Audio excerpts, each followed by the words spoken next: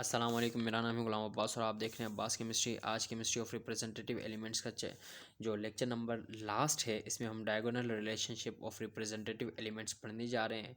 अच्छा, तो ये बहुत ही ज़्यादा सिंपल टॉपिक है, इसे आपने याद रखना है, ये थ्योरेटिकल टॉपिक है, ठीक है।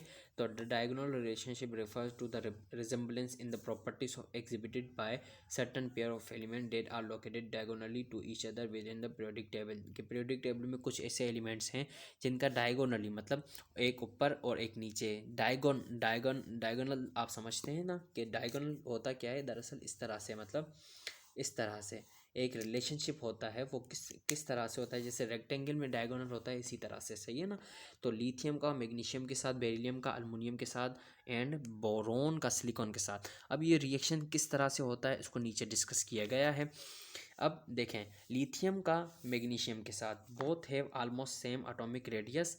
Lithium 152 picometres and magnesium 160 picometres के, इनके दरमियान एक नंबर वन तो रिलेशनशिप ये है कि इनका एटॉमिक रेडियस ऑलमोस्ट सेम है, बिल्कुल सही है ना। Both have almost similar electronegativity values, lithium 1.0 and magnesium 1.2। इन दोनों के पास जो इलेक्ट्रोनेगेटिविटी की वैल्यूज हैं वो भी दोनों के पास सेम हैं। Both are lighter in their respective group, दोनों अपने अपने ग्रुप में सबसे ज़्यादा लाइट हैं, ठीक है, मतलब हल्के। Oxide of both lithium and magnesium are very soluble in water, के इनके जो ऑक्साइड होते हैं वो सोल्यूबल होते हैं, लाजमी बात है, ये सॉलिड ऑक्साइड्स बनाते हैं, ठीक है, और वो सोल्यूबल होते हैं किसमें, वाटर में, compare to other elements of representative group, सही है। अब हम पढ़ने जा रहे हैं बेरिलियम का। ये एमसीक्यूज के लिहाज से बहुत ज़्यादा इंपॉर्टेंट है, बाकी इसको आप पढ़ लीजिएगा। बेरिलियम एंड अल्युमिनियम के दरमियान कैसा डायगोनल रिलेशनशिप है। Both beryllium and magnesium have same electronegativity 1.5, दोनों के पास क्या है, सेम इलेक्ट्रोनेगेटिविटी है भाई। Both show passivity with concentrated nitric acid, सही है। जो दोनों होते हैं ये सेम रिएक्शन दिखाते हैं, किसके साथ, नाइट्रिक एसिड के साथ। Beryllium chloride and aluminium chloride both act as Lewis acid.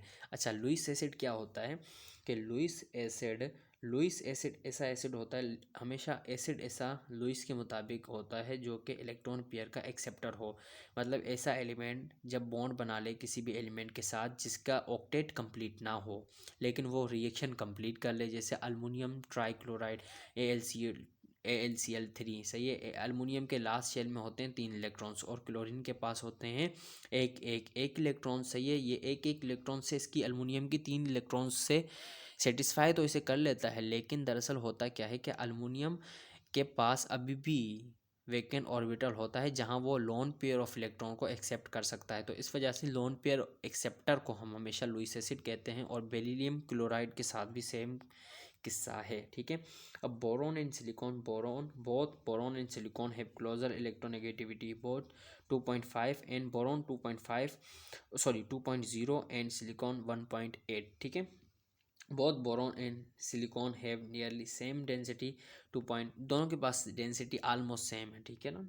Both boron and silicon are metalloids हैं दोनों के दोनों, ठीक है ना। इनके इनके पास दरमियानी क्वालिटीज़ हैं, मेटल्स की भी क्वालिटीज़ हैं और नॉन मेटल्स की क्वालिटीज़ भी हैं। And both of these do not form cation, इन दोनों की यही प्रॉपर्टी सेम है कि दोनों के दोनों केटाइन कभी भी नहीं बनाते। केटाइन क्या होता है, एक ऐसी स्पीशी होती है जो जिसके ऊपर पॉजिटिव चार्ज होता है, ठीक है। कोई भी आयन जिसके ऊपर पॉजिटिव चार्ज हो वो केटाइन होता है। Thank you so much for watching.